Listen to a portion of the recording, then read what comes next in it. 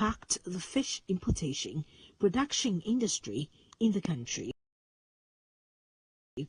The association, which is a member arm of Importers and Exporters Association of Ghana, has brought to the attention of the government and the general public the challenges that could lead to a possible fish shortage in the country if not addressed urgently.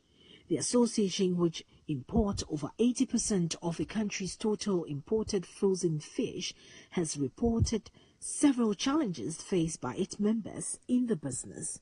Fish consumption constitutes more than 60% of Ghana's protein intake, with a per capita consumption of about 25 to 30 kilograms, making it an essential commodity in the country. However, the country has a fish production deficit of over 60%, which has been largely augmented by fish imported into the system by the association's members. In a statement issued by the association, one of the significant challenges highlighted by the association is the astronomical increment of the fish import levy from 15 Ghana cedis to 17.25 US dollars, that is 251 Ghana cedis per metric ton since January 2023. This is a whopping 1,573% increment in levy, which has become a cause for concern for fish importers.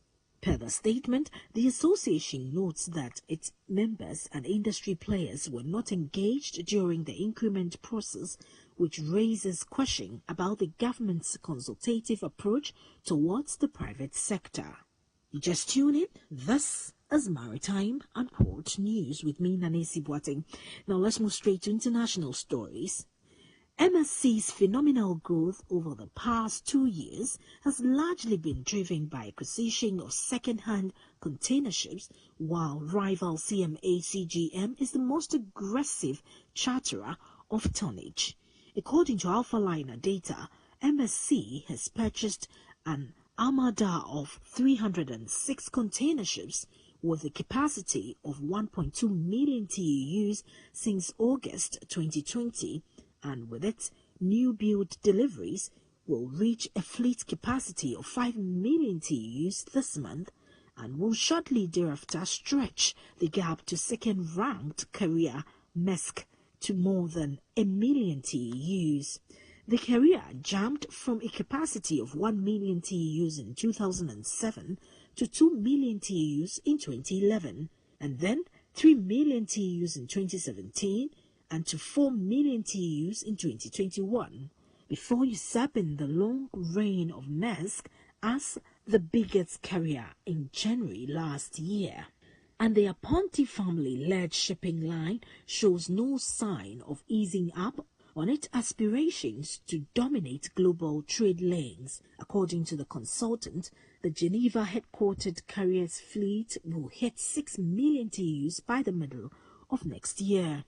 It added, when the 2 million vessel sharing agreement with Maersk is set to expire, MSC will be well positioned to operate a standalone network with a global reach.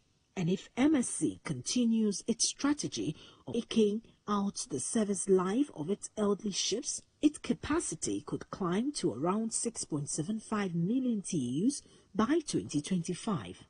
However, Alpha Liner expects MSC's operating capacity to level off around the 6 million TEUs mark. And finally, as U.S. imports continue to come in well below last year's records, Port Houston has announced that its container exports are surpassing historic volumes seen in 2022, signaling strong growth in the region. Loaded export, particularly driven by the demand of rising export, have increased by an impressive 17% year to date.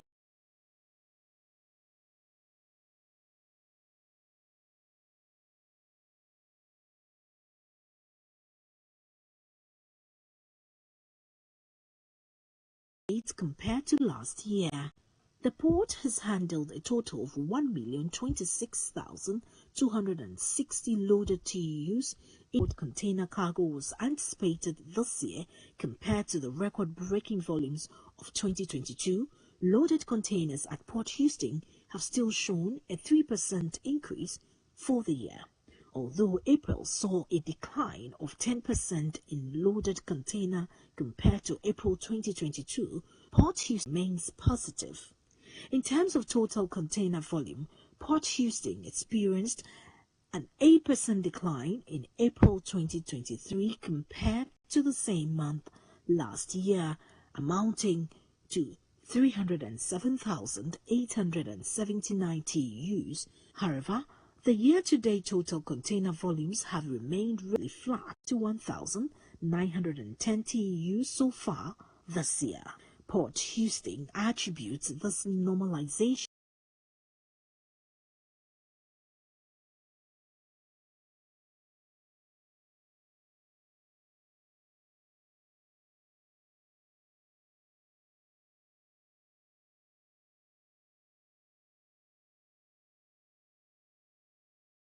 of cargo activity to the gradual rebound in exports through April.